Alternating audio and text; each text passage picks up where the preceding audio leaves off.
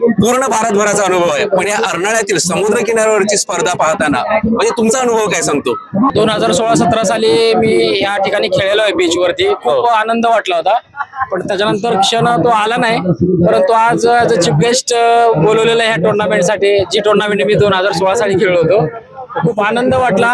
कारण जी पब्लिक मी 2016-17 साली बघितलं होतं तेच पब्लिक अजून देखील असंच आहे या टुर्नामेंटसाठी. आणि मला असं वाटतं की या एरियातला जो हा वर्ल्ड कप आहे हे निश्चितच आहे. आज आपण रणजी स्पर्धांकडे पाहिलं तर रणजी स्पर्धांना पण एवढी पब्लिक नसते आणि हा उत्स्फूर्तपणे येणारी ही पब्लिक आहे. इथल्या प्रेक्षकांचा जोश तुम्हाला कसा वाटला? खूप खूप मस्त वाटलं, कारण ज्यावेळेस मी एंट्री करत होतो त्यावेळेस पब्लिकने घेराटा घातला होता मला. मग माझे पब्लिकचं प्रेम आहे आणि त्याच्यासाठीच मी आज इथं आलेलो आहे. आणि थँक्स बोलतो राकेश तामोरे आणि कमिटीला की त्यांनी मला इथं बोलवलं. कमीत कमी मला असं वाटतं की इथं ज्यावेळेस मी एंट्री केली